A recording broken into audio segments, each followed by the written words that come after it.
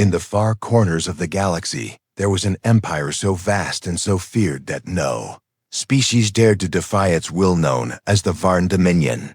It had ruled the stars for thousands of years with unmatched power and cold logic.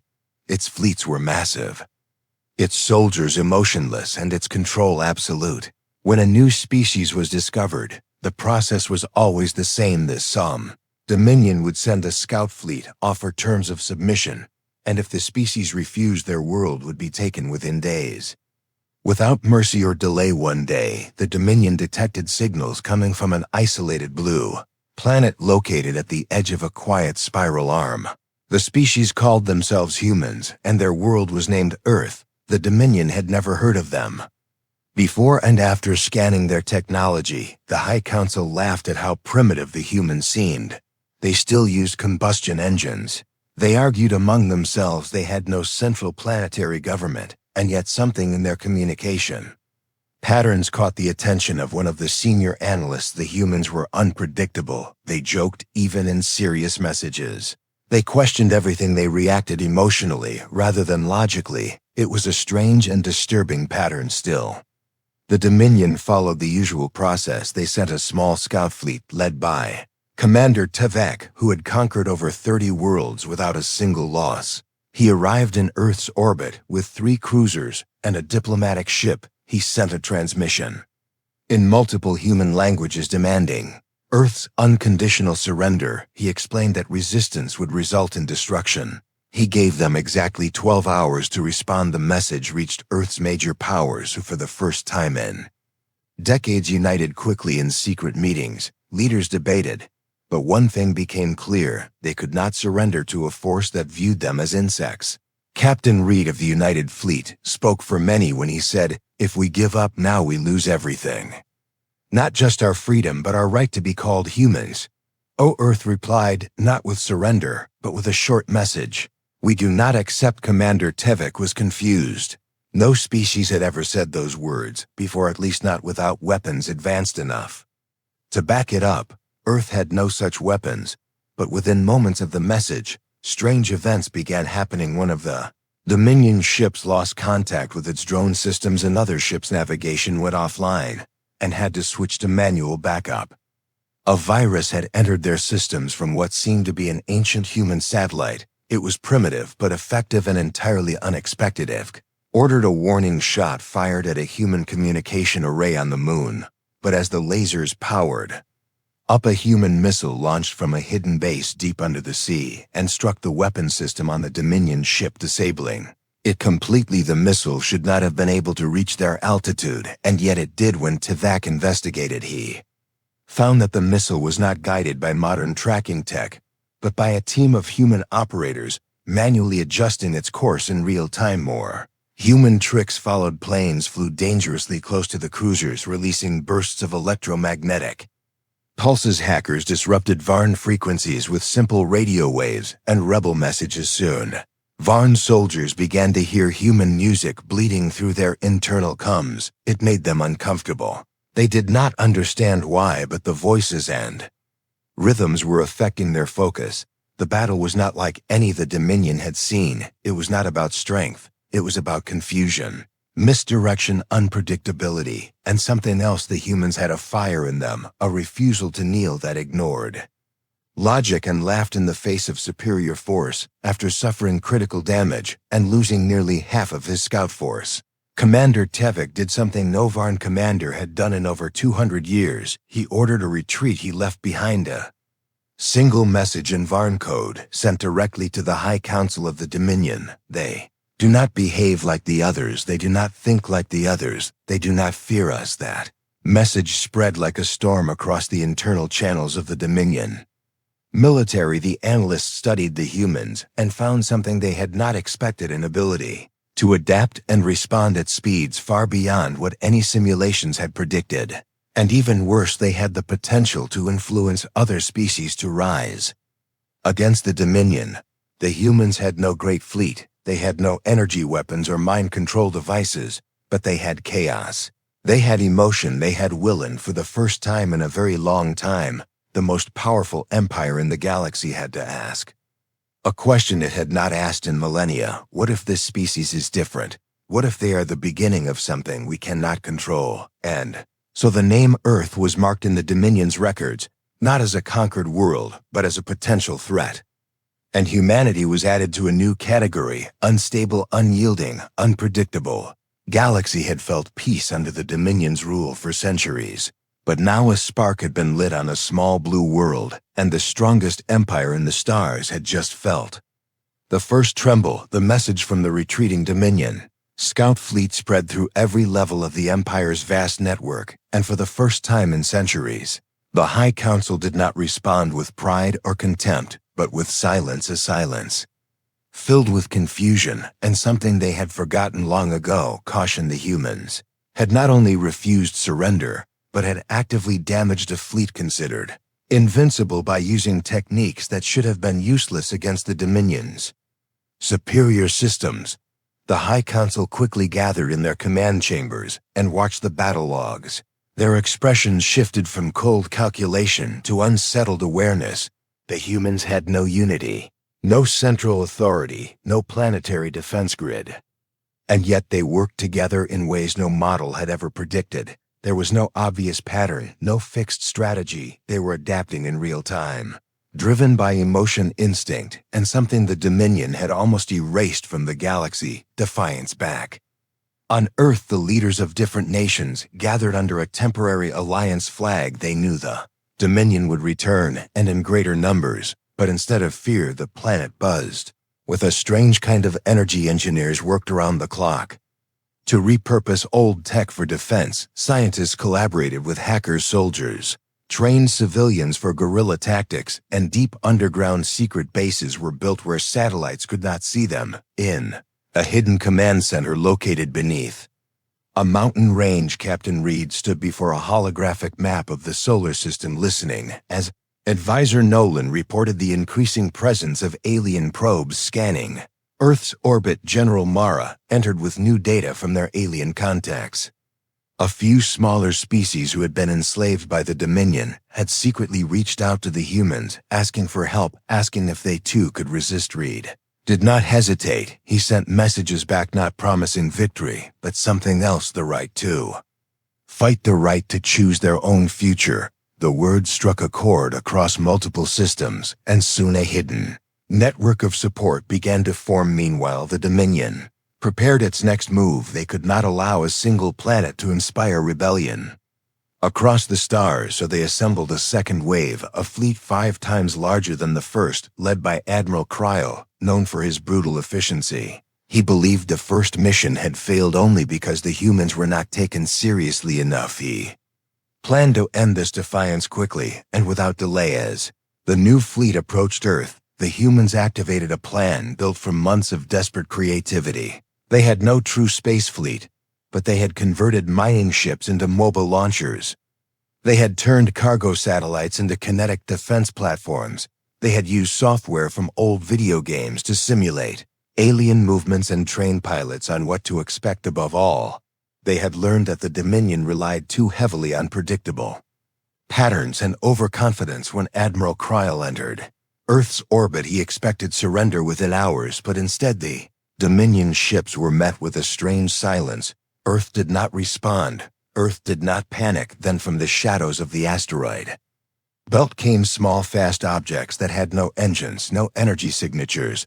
They were just rocks guided by gravity, launched at speeds calculated by human mathematicians. Using nothing more than Earth physics books, they smashed into the Dominion's outer formation, causing chaos. Cryle sent drones to scan the area, but his sensors were jammed by waves of static.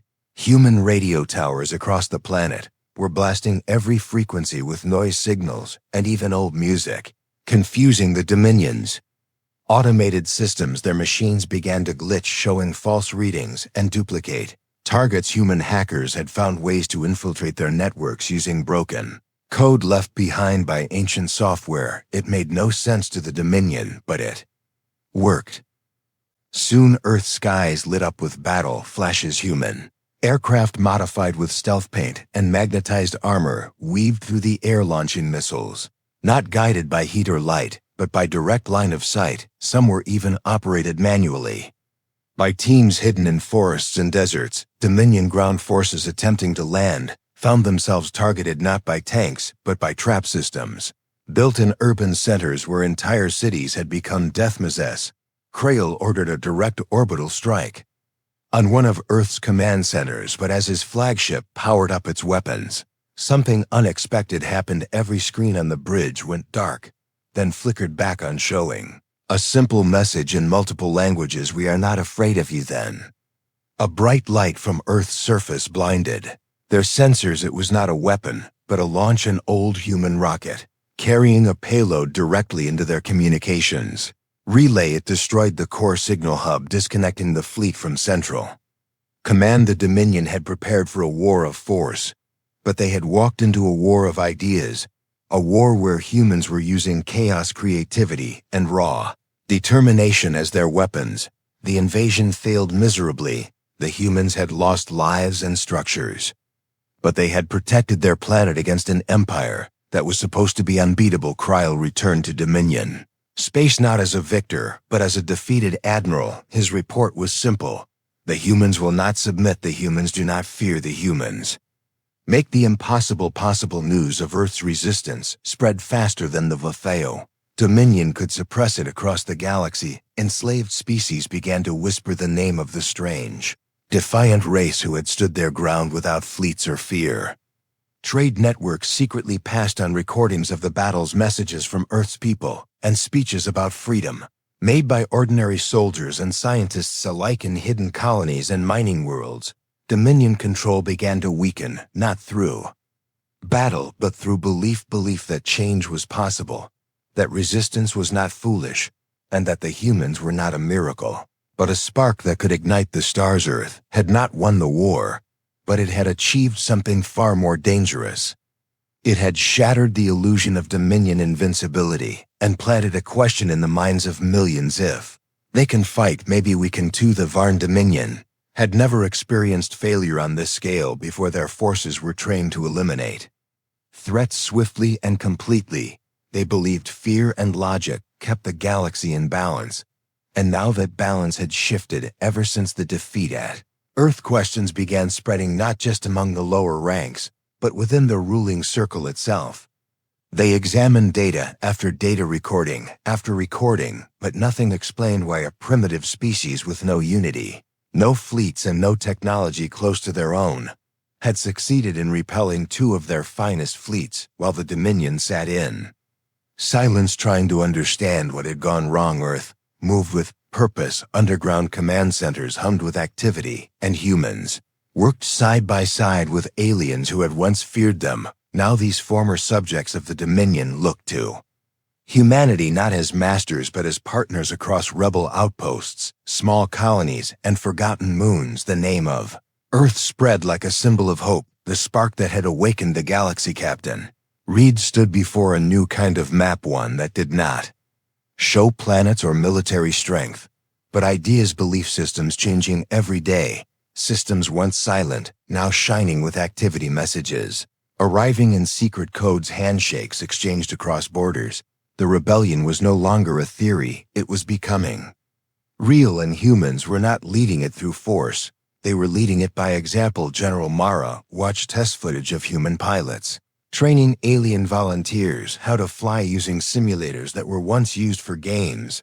She saw alien children learning human history and alien engineers modifying their tech using strange and creative solutions, copied from old Earth blueprints. Their logic changed, their thinking evolved. They no longer copied Dominion design, they began to imagine their own. The Dominion sent spies to monitor this sudden unity, but the results confused them further. They saw humans laughing in the middle of crisis, solving problems with humor and determination, acting without perfect plans but always finding a way to survive. It made no sense to the Dominion, who built their society on control and hierarchy. They did not understand how chaos could create strength. The Dominion Council finally decided they needed answers not from battle reports, but from someone who had seen humans up close, so they summoned Commander Tvake, who had survived the first failed contact with Earth. He entered the chamber and stood without fear, though he was still considered a disgrace by military standards. His words now carried weight. He described how the humans fought without fear, how they planned without clarity, and how they won without superiority. He told them that humans did not function like any known species. They were not bound by the same rules, and most importantly, they had something the Dominion could not replicate: the will to fight, even when the outcome seemed certain. One of the council members asked if he believed the humans could be destroyed. He hesitated for a moment before answering, "If you destroy them, you may win the battle, but you will awaken the galaxy. They will become legend, not just soldiers, but symbols, and you will lose control, not because of weapons, but because of belief." His words echoed through the high chamber and left the council in an uneasy silence. Back on Earth, the humans were preparing for something larger than defense. They had no intention of waiting for the Dominion to return. Instead, they began forming the Resistance Alliance, a network of planets, moon stations, and rogue ships, all connected by trust and the idea that survival without freedom was not enough. The humans trained leaders, not with ranks but with responsibility. People like Advisor Nolan, who traveled to fringe worlds convincing local groups to join, not with promises but with stories, real stories of how Earth stood firm everywhere. Nolan, when he was met with the same question, how did humans win? And his answer was always the same: we never expected to, we just never gave up. Meanwhile, the Dominion tried a different strategy. Instead of sending fleets, they began a campaign of fear, broadcasting threats into space, showing footage of destroyed worlds, repeating warnings about what happened to those who resisted. But it no longer worked. The fear was no longer absolute. One of the most surprising moments came when a Dominion cruiser orbiting a mining world received a message, not from a military commander, but from a group of young alien miners who simply said, "We are not afraid anymore." It shocked the Dominion leaders, who realized they had made a miscalculation. For the first time, the enemy was not military, it was cultural, it was psychological. The humans had introduced something that could not be crushed by lasers or erased by memory wipes. They had introduced defiance on one of the fringe planets. A major event took place. An old Dominion fortress was captured, not by an army, but by a united group of humans and aliens. Using smuggled tools, old mining equipment, and distractions crafted from children's toys, the fortress fell within hours, and no one died. It became a symbol of possibility. General Mara watched the footage with tears in her eyes, not from sadness but from pride. She realized that the galaxy was no longer just watching Earth, it was becoming like Earth. It was learning what it meant to take risks, to fight, not just for survival, but for meaning. Inside the Dominion's capital, the highest leaders sat around a dimly lit chamber, reading reports from across the stars. They saw systems failing, rebellions forming, and the word human appearing in strange places. Not just as an enemy, but as a verb. To human had become a phrase meaning to resist, to adapt, to overcome. And so the council gathered once more, this time with fewer members. As divisions grew within even their ranks, one whispered a question that had long been buried. What if they are not the problem? What if we are? But the others silenced him. Fear was returning, not to the stars, but to the hearts of those who once ruled them. The Dominion no longer looked unshakable. Its armor had cracked, not from weapons, but from something far more dangerous: an idea that even the smallest voice could challenge the loudest empire, that even the weakest species could rise, and that humanity, though flawed and fractured, had done what none had dared to do. They made the galaxy believe again. Across the stars, the name of Earth had become more than a name. It had become a warning, a spark, and a challenge. To the Dominion's order, entire colonies whispered about the humans, their ways, their victories, and most of all, their refusal to kneel, while many feared retaliation from the Empire. Even more had begun to hope. The High Council of the Dominion watched these changes in growing alarm. They knew that another failure would not just hurt their control, it would shatter the illusion they had spent millennia building. After weeks of planning, they authorized Operation Final Silence, a campaign to crush Earth entirely, not just its defenses, but its voice. They gathered a massive fleet, the largest assembled in 200 years, thousands of warships automated, drones, orbital siege engines, and elite commanders chosen from across the Empire. All were sent toward Earth with a single objective: to erase it from the stars before its flame could spread too far. The Resistance Alliance intercepted news of the fleet through hidden channels and Old Dominion spy codes. Panic spread for a moment as leaders realized how large the attack would be, but then something else followed. Not fear, but focus. Captain Reed stood before the newly formed Alliance Council, not as a commander, but as a voice for all who had chosen to fight. He spoke not of survival, but of impact. He said, "If we fall, they will fear us more than if we run. If we fall fighting the galaxy, we'll never forget us. And maybe, just maybe, we won't fall." It'll in the bunkers beneath Earth cities, families prepared not to flee, but to help. Hospitals trained new medics, children packed emergency supplies, old engineers reactivated broken satellites and built decoys in abandoned cities. Fake energy signals tricked Dominion probes into thinking they had found hidden bases, while the real command centers moved underground or off-world. Every human became part of the defense, not just with weapons, but with belief. High above Earth, the first wave arrived, black ships covering the sky like a moving storm. The Dominion expected an easy beginning. They expected silence, hesitation, panic. Instead, the skies lit up with thousands of guided objects, not missiles, but fragments from Earth's own orbital debris field, carefully aimed using basic physics and hand-calculated trajectories. They slammed into Dominion formations, causing confusion before a single human ship had even fired. General Mara watched from a mobile command station located inside an ice-covered mountain. She directed resistance forces with precision, using the strange, unpredictable tactics humans had become known for. As Dominion ships began targeting key areas, humans released old weather satellites filled with thermal charges, creating massive heat clouds that confused targeting systems. Many of the ships fired on false targets, while real ones moved in the shadows. Allied rebel fleets arrived from secret jump points scattered across the system, not massive in number, but fierce and inspired. They were made of scrap metal, stolen Dominion tech, and human-guided fighters, but they fought with a unity that had never existed before. Aliens, once afraid to speak, now shouted Earth battle chants as they launched into the fire. Admiral Kryl returned to lead the Dominion's armada, determined to erase the shame of his last failure. He believed he understood human tricks. Now he ordered his fleet to divide and target Earth from multiple angles, but the humans had predicted this. Every major target site broadcast different energy signals using powerful amplifiers, each faking the central command hub and spreading the Dominion's attention too thin. On the surface, Dominion ground forces landed in waves, expecting civilians to flee. Instead, they met resistance groups trained in caves, forests, and old subways. Humans and aliens fought side by side with weapons made from farming tools, factory scrap, and hacked energy rifles.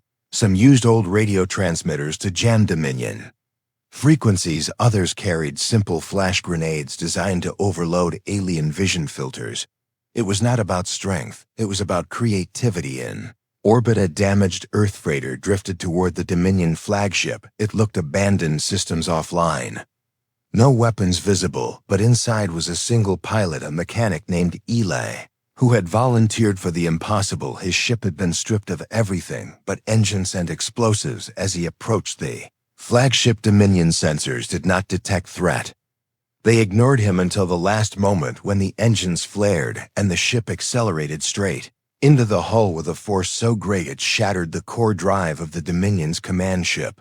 The explosion sent shockwaves through the fleet, and for a moment, everything stopped. The leader was gone, the formation broken, and in that silence, humanity struck. The rebels activated gravity weapons built from repurposed mining rigs, pulling multiple enemy cruisers into unstable orbit paths, sending them crashing into each other. On the ground, Mara led the charge through the forests of a southern continent where Dominion walkers were hunting resistance groups. She used mirror arrays to reflect sunlight into Dominion sensors, blinding them, while Her forces closed in using terrain knowledge and underground tunnels. She turned every natural feature into a weapon, every storm into an allied.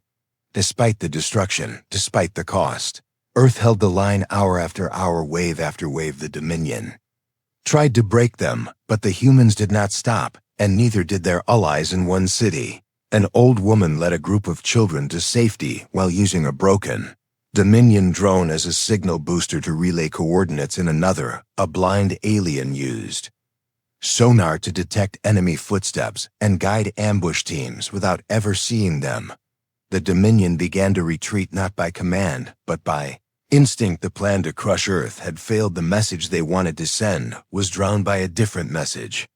The one humanity was sending with every act of defiance, every unexpected move, every refusal to surrender. By the end of the third day, Earth still stood scarred and burning in places, but unbroken. The Dominion fleet had lost nearly a third of its strength, and morale across its outer systems began to collapse. And, far away in the hidden corners of the galaxy, beings who had never dared to speak now stood up and whispered, "If they can do it, so can we." And in that moment, the Empire trembled, not from weapons but from awakening. The Dominion had not expected failure, not at this scale, not after unleashing their might upon a single planet. They had assumed that Earth would burn and the rest of the galaxy would return to silence. But Earth had not only survived, it had exposed the weakness of an empire that had ruled through fear for longer than most species had existed. The final assault had not ended with Earth's destruction. Instead, it had ended with fire in the sky and belief in the hearts of many inside the halls of the Dominion capital. Arguments echoed for the first time in generations. The High Council no longer stood united. Some called for another strike, some demanded isolation, others questioned the very foundation of their empire. For centuries, they had convinced themselves that strength alone would keep the galaxy in line. But strength had failed, and now entire systems were turning their backs without even being attacked. Resistance was no longer a rumor. It had become a movement, not just military but cultural. The messages from Earth had spread into the deepest corners of space, not through official channels, but through stolen signals. Hacked networks and whispers passed from one outpost to another. The idea of freedom had become louder than any Dominion threat on Earth. The people were still rebuilding cities, still burned the skies, still held the remains of destroyed ships, and the wounded still cried in hidden shelters. But everywhere there was pride and purpose. Captain Reed walked through a crowded refugee center, offering his hand to former enemies, now turned allies. He had lost friends and seen death, yet when he looked around he saw what no fleet could destroy: unity. General Mara stood at the edge of a crater where one of the Dominion landers had fallen. Beside her were alien engineers who once served the Empire, but now helped Earth design better shields, better tools, and better ways to protect not just themselves but others. Across the stars, she did not speak much, but her presence alone had become a symbol of what humans could inspire, not by leading with control, but by walking beside those once forgotten. In a newly built council station orbiting a moon, Earth representatives met with leaders from 20 different species. They spoke not in the language of commands, but in shared goals. Their voices were rough, their translations imperfect, but their purpose was strong: to build something the Dominion never allowed: a galaxy where differences brought strength instead of control. The Dominion watched from afar, unable to stop what had already begun. Ships defected, entire garrisons vanished, colonies refused orders one by one. The pillars of their empire began to fall, not from war but from silence. Commanders stopped answering central signals. Data centers received blank responses. Requests for control returned empty screens. The chain of obedience had broken from within. The fear that once kept the stars in line now worked in reverse. The Empire feared its people. The leaders feared their soldiers. And above all, they feared the idea that had escaped from Earth, the idea that even the smallest voice could become a roar. In one of the outer rim systems, a Dominion fleet arrived to reassert control over a rebel colony. They sent warnings and displayed weapons, but the colony's surface remained dark. Then, Without warning, the colony broadcast a single image, a human child holding the flag of Earth with the words, "We are not yours." The fleet commander turned away not because of orders, but because deep inside he knew something had changed. He no longer believed in the Empire. He no longer believed they could win. Earth had no intention of replacing the dominion they made it. Clear from the beginning, the resistance was not about domination. It was about release, about giving species the chance to stand on their own. The humans had given them the key, but the galaxy had opened the door 1 year after the failed assault. Earth held a memorial not just for its own dead, but for all those across the galaxy who had joined the fight for freedom. Names from dozens of worlds were spoken in hundreds of languages, and as the final name echoed through the chambers of the United Station, a moment of silence was held for those who had never even known what freedom meant. Dominion did not fall with an explosion. It faded like a shadow retreating from the light. The High Council disbanded, the fleet scattered, and the once feared emblem of their rule was now a mark of shame, even within their own systems. The final report, written by what remained of their intelligence division. The summary was short and powerful. They did not defeat us with fire or power. They defeated us with will. They made us afraid of ourselves. Back on Earth, the child asked General Mara why the war had started. She paused before answering. Because they believed we were weak, and we showed them we were something else. The stars were no longer silent. Stories of Earth's resistance were being taught in schools. Across different planets, artists painted the battles, musicians turned the voices of human defiance into songs. Historians rewrote the maps with new names and new meanings. Strongest empire in the galaxy had not been destroyed by force. It had been undone by something it could not understand. Humans had no perfect minds, no flawless unity, and no superior weapons, but they had something that reached beyond calculation. They had the courage to stand when everything told them to kneel. They had the madness to hope when all odds said otherwise, and they had the power to remind the galaxy that true strength does not come from fear. It comes from fire that never dies. And so the galaxy remembered when the mighty Dominion trembled, and when humanity stood tall, not as conquerors, but as the spark that lit the stars. The end.